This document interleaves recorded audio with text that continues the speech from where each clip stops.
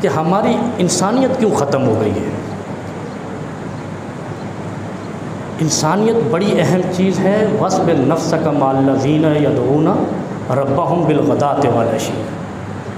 सब्र का फल मीठा होता है, कभी कड़वा नहीं होता।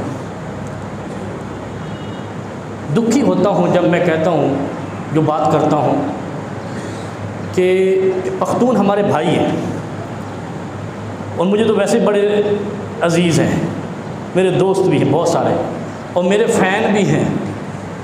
कल भी मुझे उन्होंने घेर लिया, सारे पख्तून जो है बल्ले बल्ले बल्ले कि हम आपके जो है ना बहुत फ़ैन हैं, हम सुनते हैं ये वो सब जो भी है। पहले मेरा ये दुकानों वाला मसला था, वो मुख्तसर आपने देख लिया जो भी है।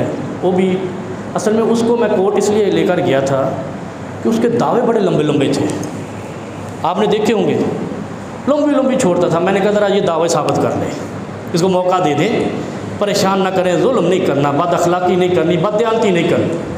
वो नहीं कर सका, अल्लाह ने उसको रुसवा कर दिया। पाकिस्तान की अदालत ने भी उसको कहा बाहर चले जाओ, यह आपने सब ने देखा। अब ये बेचारा मेरा भाई थल्ले वाला सड़क है ना, सर्विस रोड है, उलझे जा रहा मेरे साथ। यार तू जिस जगह पे बैठा है ये रियासत की वो सड़क है, मैं तुझसे क्यों उलझूँ। लेकिन सवाल यह है कि 10 साल से तू बैठा है, मोहब्बत से बैठा है, हमारी मोहब्बत तेरी मोहब्बत, गाड़ी चलती रही।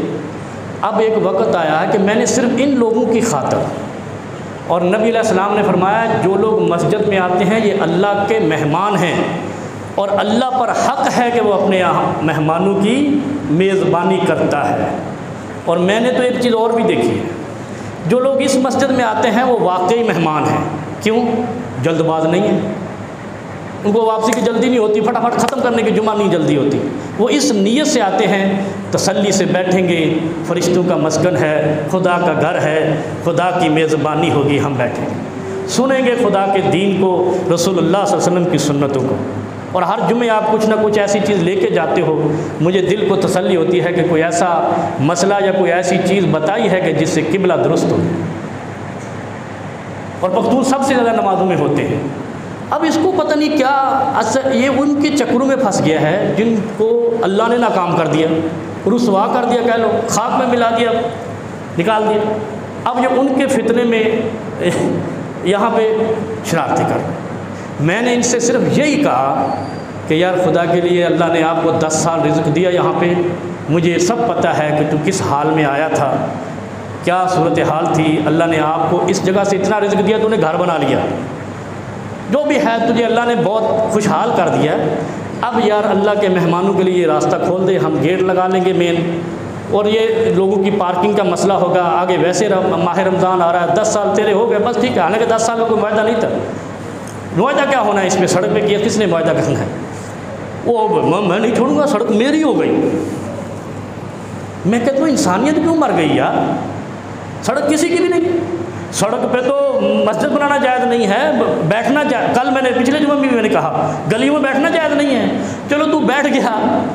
अब वक्त आया है कि इस मस्जिद में नमाजियों की कसरत है, अल्लाह का शुक्र है, और फिर घंटा घंटा बैठने वालों की है, उनकी गाड़ी सेफ खड़ी रहे, छोड़ दे, मैं नहीं छोड़ूंगा। और मैं पख्तूनों से ही कहता हूँ कि पख्तून की फितरत में नहीं है कि वो मस्जिद में चोरी करे या मस्जिद को नुकसान पहुँचाए। ये मेरा मुशाहदा है, मुशाहदा है मेरा, और ये मेरा यकीन है। ये शख्स से कहो कि ये यकीन न तोड़े हमारा, हमारे दिल को दुखी न करे, इस मस्जिद के अल्लाह के मेहमानों के दिलों को दुखी न करे। ये है इंसानियत मरने वाली बातें। अल्लाह ताला हम सब को इंसानियत में, अखलाक में, यही मेरे लेक्चर होते हैं, यही खुतबात होते हैं कि हम अखलाक में रहें, जो मुआहदात हैं उन पर पासदारी करें, अगर नहीं भी मुआहदात हैं तब भी इतनी पासदारी करें दूसरे को तकलीफ़ ना दें। कांटा भी रास्ते से हटाने का हुक्म है।